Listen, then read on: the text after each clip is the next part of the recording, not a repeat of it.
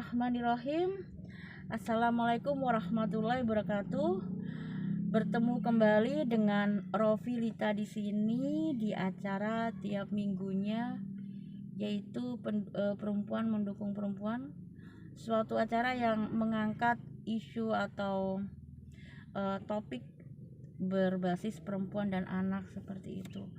Pertama, izinkan saya mengucapkan puji syukur pada Allah Subhanahu wa taala karena atas rahmatnya, atas kesempatannya saya diberi kesehatan untuk bisa belajar bareng dengan sahabat-sahabat perempuan di luar sana, meskipun secara virtual di tiap minggunya.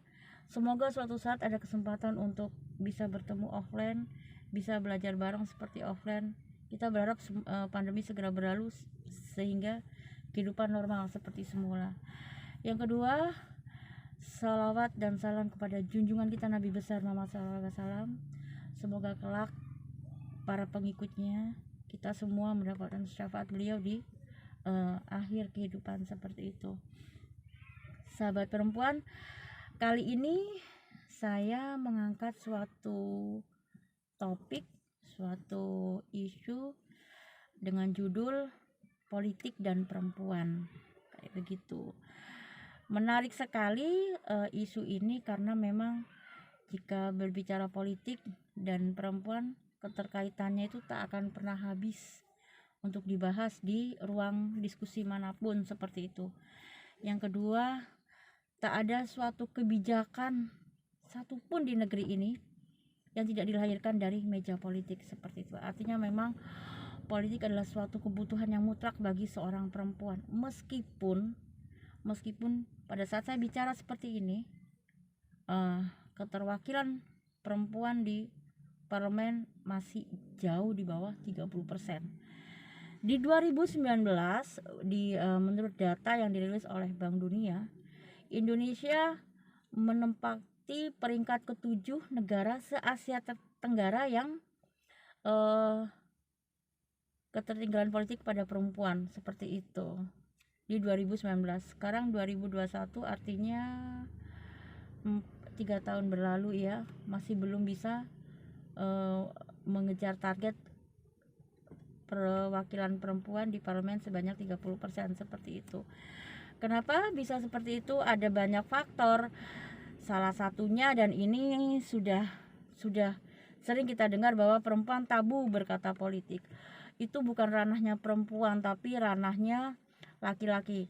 Lagi-lagi ini berbicara bias gender seperti itu kan.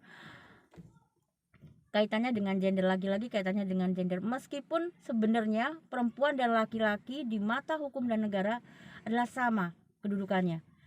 Di mata Allah pun juga sama. Yang membedakan adalah ketakwaannya seperti itu. Artinya apa? Seorang perempuan di mata hukum juga punya hak yang sama dengan laki-laki jika berbicara politik.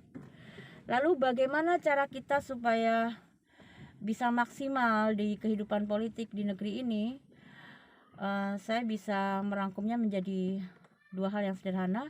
Jika panjenengan seorang pemilih perempuan nantinya, pilihlah wakil rakyat perempuan yang panjenengan rasa bisa mengakomodir suara perempuan. Jangan harus jeli memilih wakil-wakil rakyat perempuan seperti itu. Yang kedua, jika teman-teman atau sahabat-sahabat perempuan di luar sana adalah pekerja politik, terjun di politik praktis seperti itu, harapan saya, sahabat-sahabat perempuan, jadilah wakil rakyat yang bisa membawa perubahan bagi suara-suara perempuan di negeri ini. Harapannya kan seperti itu. Nah, sehingga nantinya muaranya adalah kebijakan yang berbasis gender. Semakin kesini kita tahu, meskipun peradaban semakin tinggi, IT juga semakin meningkat, bukan berarti kasus-kasus perempuan dan anak semakin turun, bukan. Kejahatan, ketidakadilan, terus perlakuan kepada perempuan bukannya semakin menurun, akan tapi semakin meningkat. Itu perlu penanganan dari semua pihak. Perlu dibentuk sebuah undang-undang atau regulasi yang berbasis gender, yang responsif terhadap gender dan anak. peran panjenengan semua di lembaga legislatif seperti itu, agar suara-suara itu, agar kasus-kasus itu bisa ditangani dengan adanya sentuhan teman-teman yang duduk di parlemen, khususnya perempuan seperti itu. Jadi bisa saya katakan mulai sekarang stop ketertinggalan politik pada perempuan. Perempuan wajib melek hukum, perempuan wajib melek terhadap politik, perempuan wajib aware terhadap politik, karena tidak ada satupun kebijakan di negeri ini yang tidak berangkat dari kepentingan politik. Itu kenapa saya bilang perempuan wajib ada dalam lingkaran kehidupan politik yang ada di negeri ini, entah itu sebagai pemilih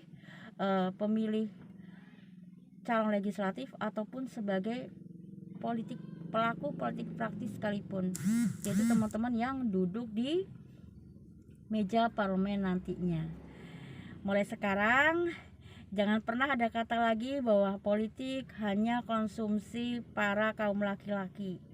Mulai sekarang jangan mengatakan lagi bahwa perempuan hanya berbicara di ranah domestik.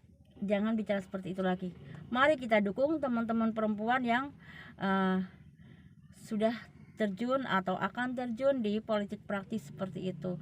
Mulai sekarang jika panjenengan 2024 ya, bentar lagi, 3 tahun lagi akan ada pemilihan legislatif. Cerdaslah untuk memilih wakil-wakil panjenengan yang akan nantinya duduk di kursi parlemen seperti itu. Harapan saya seperti itu. Kepada anak-anak kita, generasi bangsa, khususnya perempuan, ajarkan kepada mereka bahwa mereka juga harus mengerti terkait politik, harus aware terhadap politik. Ajarkan sedikit demi sedikit. Kesetaraan gender itu perlu di negeri ini. Kenapa? Agar kasus-kasus atau kes-kes terkait perempuan dan anak yang ketidakadilan seperti itu semakin berkurang di negeri ini. Harapan kita semua, negeri kita menjadi sebuah negeri yang responsif gender dan anak, sehingga tidak ada lagi cerita perempuan dan anak yang teraniaya, yang mendapatkan perlakuan diskriminatif seperti itu. Mari sama-sama teman-teman semua, sahabat-sahabat perempuan Rofilita di luar sana, aware terhadap politik, cerdas terhadap politik, apapun itu.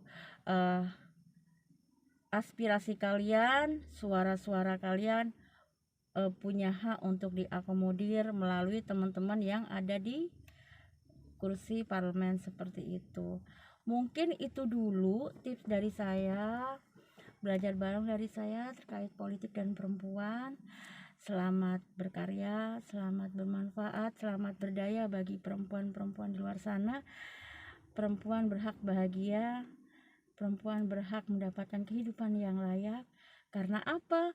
Kebahagiaan itu modal utama agar kehidupan teman-teman perempuan di luar sana di beberapa sisi, di beberapa aspek bisa secara stabil untuk dilakukan. Bahagia dulu, baru kita bisa memberikan output kepada anak-anak kita, kepada tetangga kita, kepada masyarakat di sekitar kita.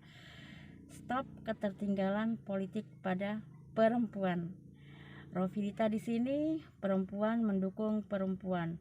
Wabillahi taufiq wal hidayah. Wassalamualaikum warahmatullahi wabarakatuh.